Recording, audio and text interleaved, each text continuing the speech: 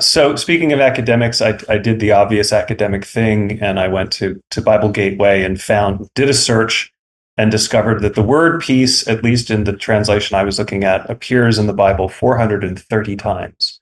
And those occur between the 15th chapter of Genesis and the 6th chapter of Revelation. And I think a case could be made that peace is one of the primary themes in the scriptures, particularly as it relates to the Sabbath rest, which is a huge topic that at some point I'm sure we'll get into in a future episode, as well as what it means to be saved. I think peace is really a part of both of those, and those are certainly big themes with what we have going on in the scriptures. And obviously, we're not going to read all 430 passages where this occurs, but just to highlight a couple in terms of what the theme is there. That first one, the 15th chapter of Genesis, is when God is establishing his covenant with Abraham. Actually, it's one of, I think, three places where they reestablish it a couple times. And it's clear that a part of that covenant with Abraham is about giving Abraham a way of life and his descendants a way of life that will let them live in peace with their fellow man as well as with the natural world. I will bless those who bless you, and I will curse those who curse you. And you can go in peace to your fathers, is all part of what's going on there. Another famous psalm, Psalm 22 or 23, "The Lord is my shepherd, I shall not want," is very much a poem that many people turn to when they need to find their peace. Often, if a loved one is ill or dying, or themselves are ill or dying, that's a popular one to remember. The 5th chapter of Matthew is the Sermon on the Mount, which includes "Blessed are the peacemakers." The 2nd chapter of Luke, which is Luke's nativity narrative. The angels sing to the shepherds, "Peace on earth, goodwill to men." And then in John's Gospel, in the 14th and 16th chapters, just before Jesus is arrested, he's trying to explain what his peace is to his disciples just before he's taken from them. And then in the 20th chapter, after he's resurrected and he finds them hiding in the upper room, the first thing he says to them is, "Peace be with you." And then one of the last references to peace, the 1st chapter of Revelation, the glorified Christ tells St. John, the apostle, evangelist, and theologian, to tell the 7 churches, "Grace and peace from him who was and is coming again." So that's certainly not all 430, but I think it gives us a sense of how broad this idea of peace really is, because it captures quite a lot of different things. I love the passage as well in which we find out that Christ came to bring a sword.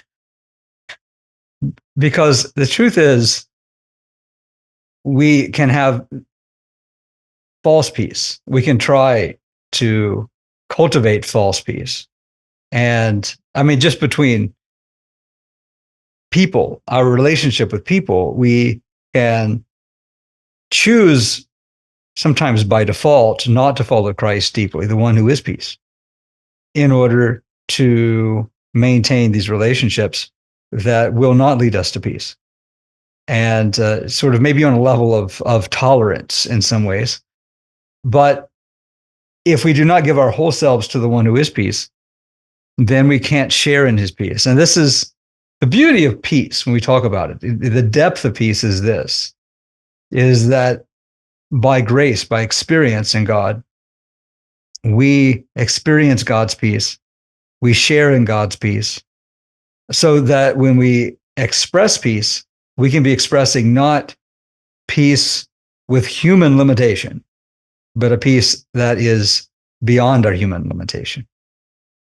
And that's really the depth. And that requires a total dedication to God, a total trust in God.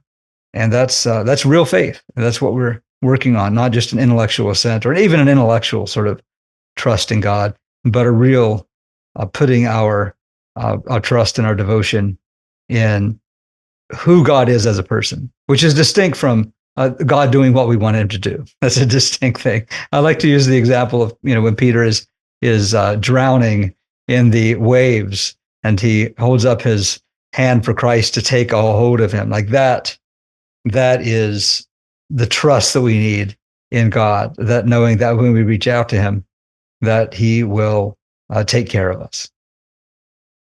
Absolutely. That always also makes me think of the man with the son who's dying, who comes to Jesus, who says, I believe, help my unbelief. Mm.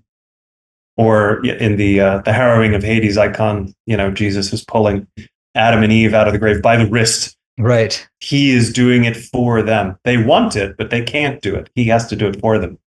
So they're in a sort of a passive way there.